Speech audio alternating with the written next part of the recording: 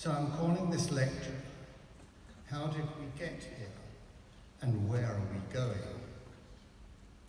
It is based upon an address I gave at an APOC meeting earlier this year. That address was inspired by an article written by Dr. Nick Vade, an EC member, in the APOC journal. He was considering how big ideas had changed lives and cited, amongst others, double glazing, the microwave, and the internet. Yes, all big ideas. As orthodontists, as clinicians, as innovators, we are always looking for a big idea. It is easy to become excited about new ideas, and particularly technology. Optimism bias. We are constantly informed by manufacturing companies. There are new ideas that we must have. Marketing in a competitive environment is their job. Profit is their objective. Our job, as responsible clinicians, is to filter out what is appropriate and cost-effective for our patients. What facts do we know about big ideas? Self-ligation means faster treatment. No evidence. Vibration enhances tooth movement. No evidence. Lasers aid tooth movement. No evidence. Designer brackets with special names move teeth faster with less force. No evidence. What is necessary is proven technology and not being invited to fly on a magic carpet rather than the proven technology of an aeroplane. Nikki Stanford, in a guest editorial in the American Journal of Orthodontics, looked at orthodontic advertising in the United Kingdom. The exaggerated claims of faster, less pain, less root resorption. No evidence. In the United Kingdom, 3 companies were sanctioned by the advertising authority: Fast Braces, Damon, and Accelerate. All had to withdraw their advertisements and misleading claims. Some will say, okay, we can see through all that. What is the problem? The problem is hidden behind a shroud of untruths. Advertising is now aimed at the general public, and especially untrained orthodontic practitioners, many of whom cannot quantify the claims made. They only see the supposed benefits. Optimism bias. Specialists, with their training, can identify the flip side, the risks, the alternatives, and advise patients what may or may not be in their best interests. Sometimes in a commercial, competitive environment, this needs courage. Courage which comes from training, experience, and professionalism. And it is training, experience, and professionalism that forms an important part of this lecture. As president of WFO, I listen to and I recognize the constant theme in all regions about the quality of orthodontic care being provided and by whom. I'm not talking about care provided from appropriately educated practitioners. I'm talking about care, or lack of, from practitioners who do not possess what the WFO would regard as appropriate training. These practitioners are being supported and encouraged by commercial enterprises with vast sums at their disposal, where profit, not care, is the objective. Why would they bother to do it otherwise? Professor Jonathan Sandler, another EC executive member, wrote a superb article in the Journal of the World Federation of Orthodontists, looking at how profit is so often put before patient care, and I recommend the article to you. The overpromise which under-delivers. That is the slippery slope.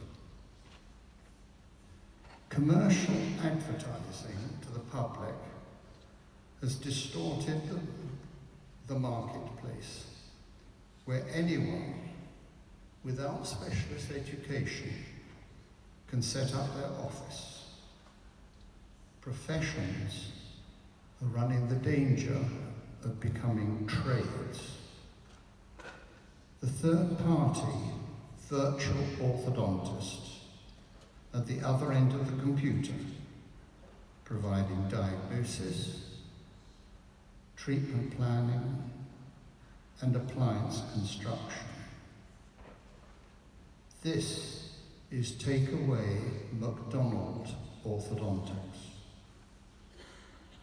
Virtual reality will improve until a distinction between the attainable and the unobtainable becomes blurred. Our regulatory bodies and governments have encouraged the downgrading of professions. Professions which I define by training, experience, ethics, and morals, putting the patient's interest first. As L. Gerald said in the American Journal of Orthodontics article, there is more money to be made in the business of orthodontics than in the practice of orthodontics. That is how we got where we are now. So what for the future? I think we can expect the unexpected. We are in a competition, not with each other, but with commercial enterprises, selling to untrained colleagues and susceptible general public. As professionals, it is now no longer enough to understand and apply our training of science and technology. We have to understand how consumerism, social media, and marketing work. Globalism has opened another window on the world. If we choose to protect and preserve our profession for the future generations of trainees and patients, we not only have to understand these phenomena, we have to be able to predict these changes. Computer scientist Allan Kay said, "The best way to predict the future is to invent it." Unfortunately, the future is being invented before our eyes by commercial enterprises, wearing the shroud of new, best, and must-have. So what is the answer? We cannot and should not fight marketing with marketing. Do not be tempted by takeaway McDonald Ortho. We are not a regulatory body.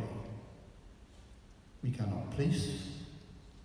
We cannot, under current legislation, advocate restricted practices.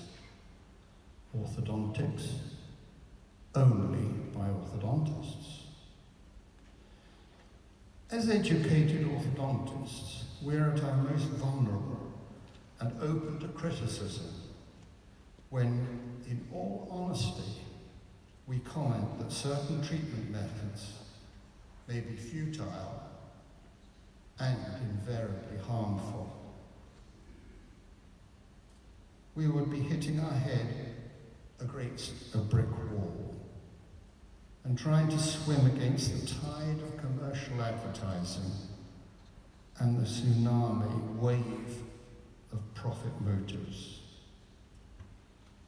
And there is no mileage in criticizing those with a limited or no experience in orthodontics who attempt treatment.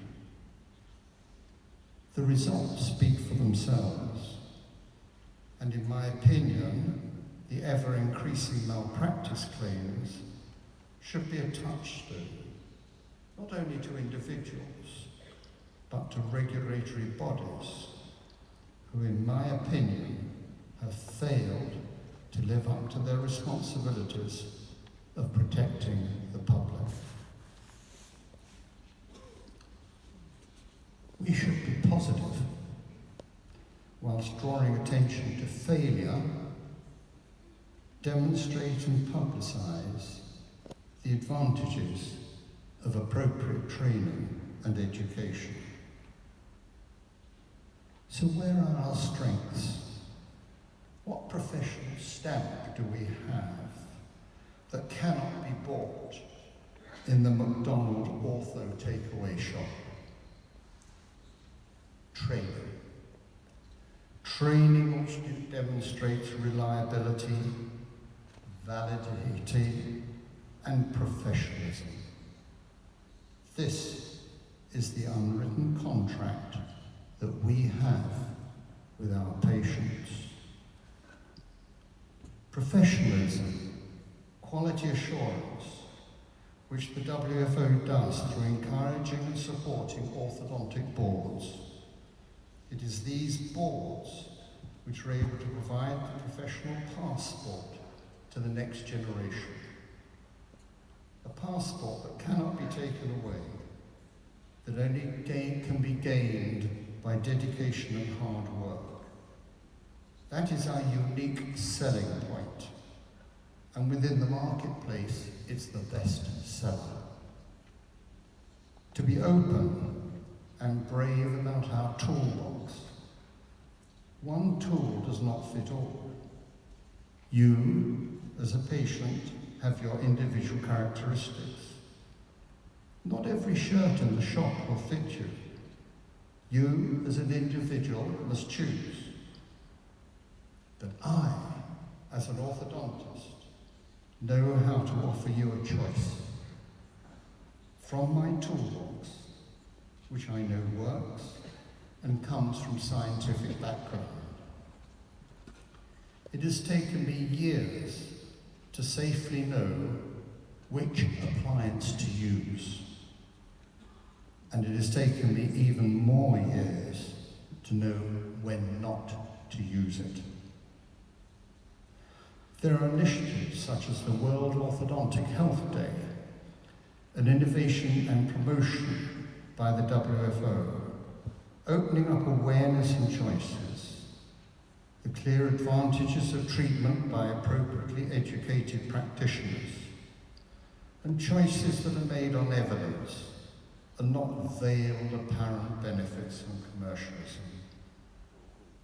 Whatever we do or say, we must not put ourselves at risk of losing our argument.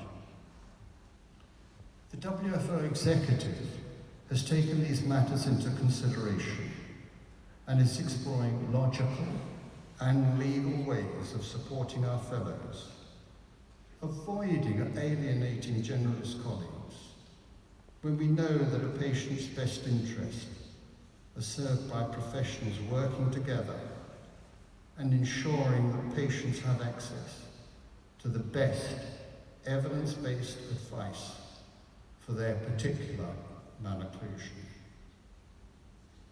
I have not provided answers. I have recognized the problems and difficulties and attempted to set out a responsible, non-confrontational, ethical pathway, which I hope will lead to both present and future patients' best outcomes in the hands of those who are appropriately orthodontically educated.